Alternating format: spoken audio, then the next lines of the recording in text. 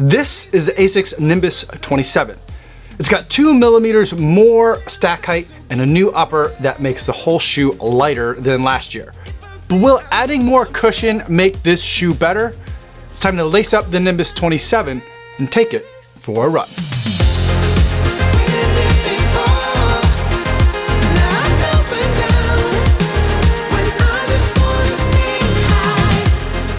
Yo, what's going on? My name is Kofuzi and I'm a non-elite runner who reviews running shoes here on YouTube. And today I want to talk to you guys all about the ASICS Nimbus 27. But before I give you my thoughts on this shoe, I do want to go over some disclosures. This is a pair of shoes that was provided to me for the purpose of review, so I did not have to pay for these shoes. However, nobody's paying me to make this video or to include their brand in this video, and no one's going to get a chance to preview any of my footage or my thoughts before you guys get a chance to see this video on YouTube. So with that disclosure out of the way, let's talk about the Nimbus 27, and let's start with the specs. This is a 43.5 millimeter stack height shoe with an 8 millimeter drop, giving us 35.5 millimeters of FF Blast Plus Eco midsole foam. Now the eco part of this midsole means that it's made out of at least 20% bio-based materials, and the new Checkered mesh upper, which is a switch from the knit upper they used last year, is lighter and uses a dope dyeing technique which uses much less water in terms of the coloring process. ASICS is pretty unique in the running shoe industry in that for a lot of their shoes, they will print right on the insole what the carbon footprint is to make each shoe. And this year, the Nimbus 27 comes in at 10.6 kilograms of CO2 per pair, which is a reduction of 0.2 kilograms from last year's version. On the outsole, to protect all this midsole foam, we have ASICS Hybrid Grip, which is a combination of grippier ASICS rubber where you need more traction, and then AHAR Plus, which is ASICS High Abrasion Rubber Plus material in areas where you want more durability. The Checkered mesh on the upper is reasonably breathable on this shoe, but most of the comfort-oriented features on the Nimbus are pretty much the same as what we saw last year. There is that super comfortable knit stretchy tongue, which I absolutely love in the Nimbus series, and then there is a bunch of puffy memory foam style padding all along the heel collar of this shoe, and that is all bordered in a very soft knit material that ends in a pull tab on the back of the heel. Altogether, this shoe comes in just a little bit lighter than last year, 10.7 ounces or 305 grams.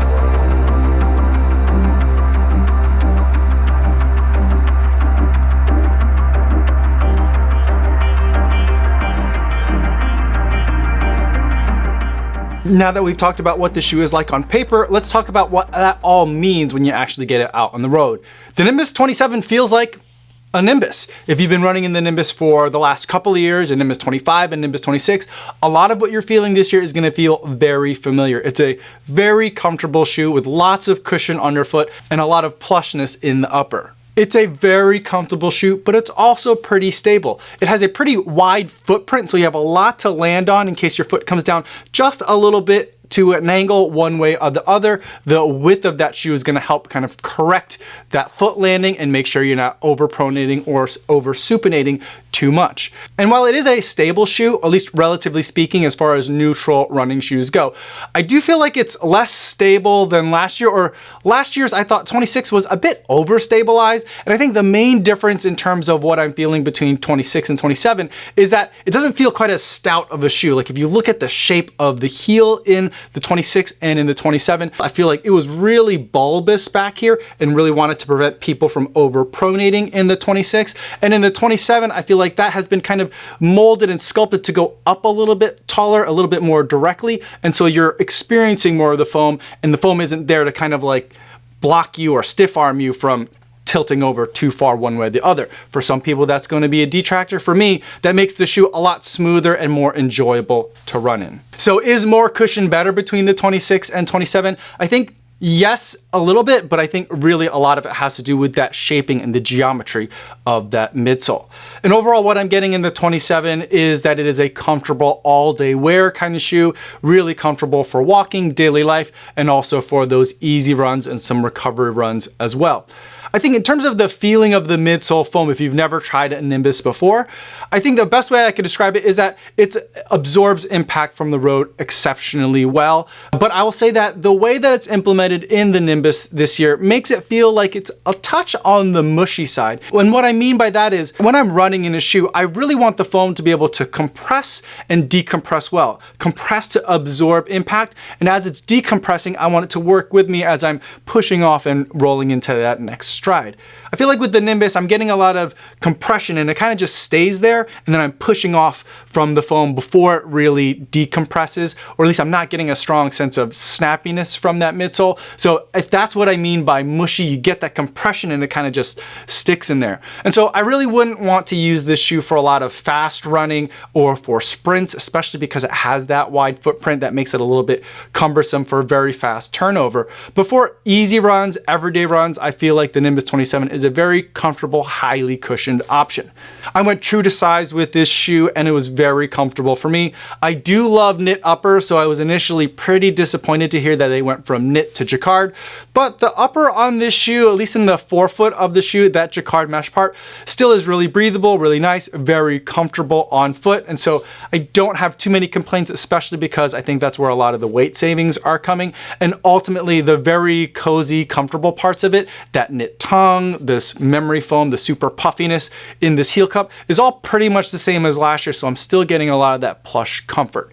Now, the one thing that I do have to say that has been unusual for me in the Nimbus that hasn't happened to me in a long time in Nimbus shoes is that at a certain point in this shoe, I developed a hot spot on my right foot. Now, this is something that happens to me. It seems like maybe one shoe out of all the shoes I review like every year. Certain shoes, I just after a while get uncomfortable running in. Now, last year for me, that was the New Balance Balos, which after about 5K, that shoe became very painful to me under my left foot, if I remember that one correctly. This time in the Nimbus, I'm getting not quite that level of pain and discomfort where I don't want to run in the shoe anymore, but I am getting a hot spot in the Nimbus after about the 10K mark for me as easy running, which is about like 45-50 minutes of running. That's where I felt like it started getting a little bit of that friction and a little bit of starts of discomfort. It happened to me a couple of times in a row in exactly the same spot at exactly about the same time in the run. And it's not happening to me in other shoes right around the same time that I've been doing my Nimbus 27 testing. So it's definitely the shoe, not that the shoe is bad, but it's something that's happening to me pretty consistently. And I think that I probably personally wouldn't take the shoe out for longer than about 90 minutes of running. So right in that 60 to 90 minutes is right about where I'm liking the Nimbus 27 this year, because I am getting that little bit of a hot spot. Usually when I complain about like these hot spots or these pains under the pads of my feet, the rare times that it does happen, a lot of times for most of the people in the comments, they're not experiencing that too, but I always want to mention it if it ever comes up.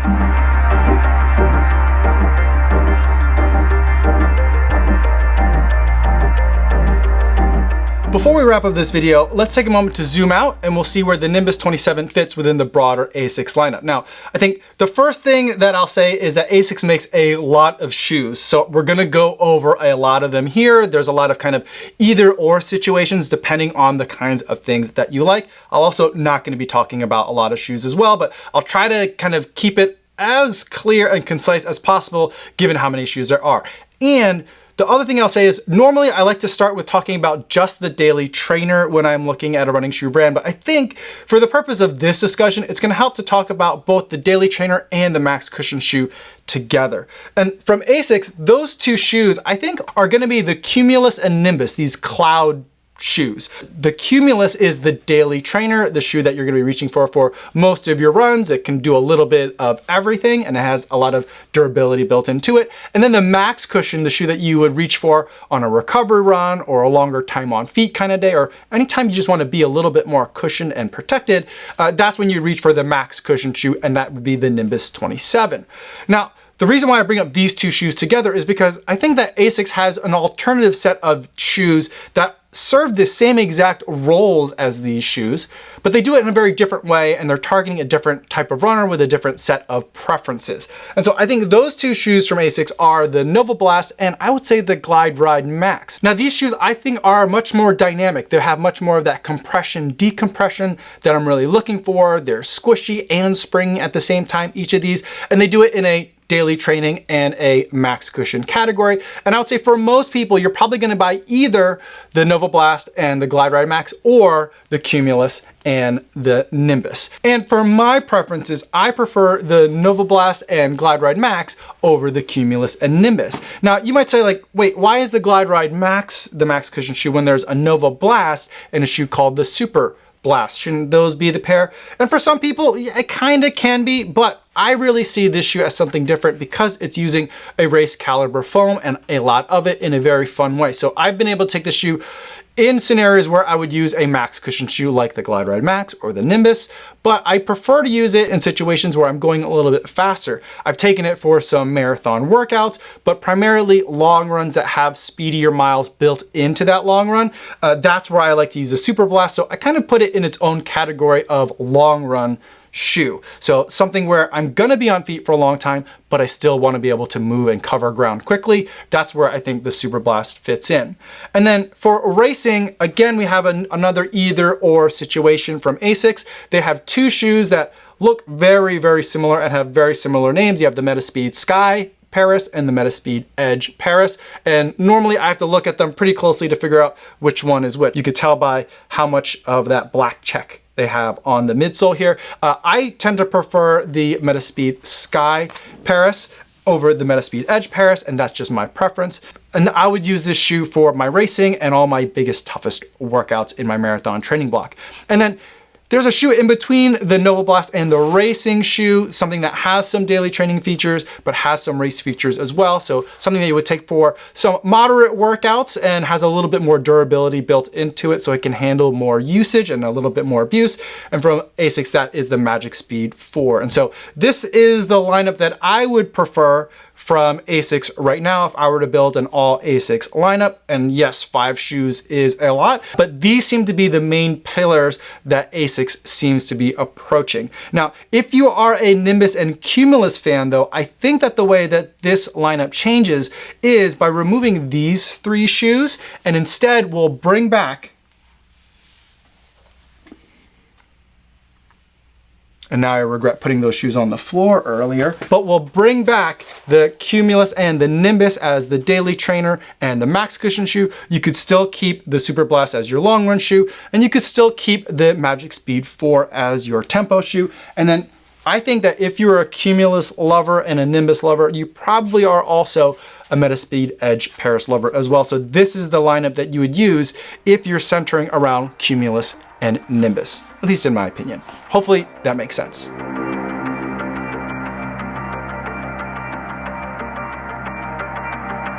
Now let's go over the buying guide and we'll also discuss some alternatives. The Nimbus 27 delivers a plush and comfortable experience that works well both for running and for daily living. And at $165, I feel like it's a touch expensive. It might be just the state of inflation. That's where we're at these days. But overall, I think it's a good buy. But if you can find any inventory left of last year's Nimbus 26 from a reputable source, you could probably find that at a discount, and I would have you go with that because these two shoes are so similar. Or if you want something that's a little bit more responsive and not quite as mushy, I'd say go with the Glide Ride Max. That's kind of the max cushion shoe from ASICS that I prefer at the moment, although this is even more expensive still, coming in at $170. But let's also consider some alternatives from some other brands to see where these prices kind of stack up. Now, one shoe that I think stacks up very well with where the Nimbus 27 is this year is from Saucony, and that is the Triumph. This is the Triumph 22. This shoe uses a beaded PEBA foam. It's using Power Run PB in this shoe, but it's not super bouncy like you would expect from a shoe that has this much foam, this much stack height using a race caliber foam. Instead, I think geometry has a lot to do with the way this shoe feels, and because it is a very stout shoe, I feel like you're getting a very stabilized, very muted Power Run PB experience that actually ends up being pretty similar what you're getting from the Nimbus 27. You're getting a lot of shock absorption from the impact of the road, and you're not getting a ton of responsiveness. There's a lot of puffiness to the upper, which in the summer is probably going to be a little bit of an issue, but in the winter and for casual daily living wear, it's very comfortable and cozy. And the Triumph 22 does come in at a $5 discount at a price of $160.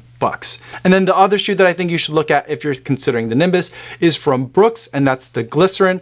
Now, the 22 is already out, and I do have a pair of those in for testing. I just haven't gotten around to those yet. So let's talk about the Glycerin 21.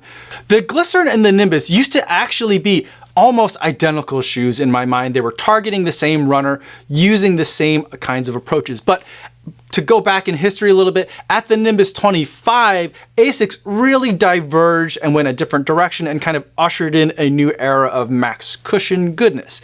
And so since then, I feel like the Glycerin has also been responding, although in a very Brooks kind of way, little by little. And I do feel like now at the 27 and the 21, they are starting to converge a little bit. And again, still trying to reach the same customer using some very similar approaches. There's a comfy, stretchy upper on the Glycerin 21, and there is a stable and highly cushioned midsole that's available. Now, the midsole foam that they're using in the Glycerin 21, plus the stout geometry that they're using in order to keep this shoe stabilized, make this shoe feel really firm for me, a lot more firm than either the Triumph 22 or the Nimbus 27. And so while it is moving towards a more Nimbus-like state, I think it's always going to be a little bit on the firmer side for my set of preferences. Now, softness and firmness are very complex and subjective things, and what I think of as firm is very soft and cushioned for a lot of Brooks Glycerin fans that are out there. But for me, the experience that I get is kind of like skipping a rock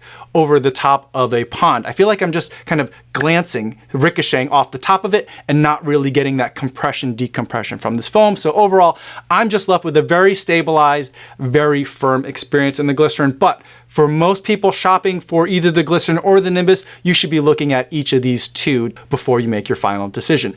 And the Glycerin 21 normally comes in at $160, but because the Glycerin 22 is out now, you can find the Glycerin 21 at reputable sources for $130, and that's a pretty good deal. So those are my thoughts on the Nimbus 27. Let me know in the comments if you have any other questions about this shoe or any of the shoes that I talked about today. Or better yet, stop by the live streams that I do Mondays and Thursdays over on the Kofuzi Run Club channel.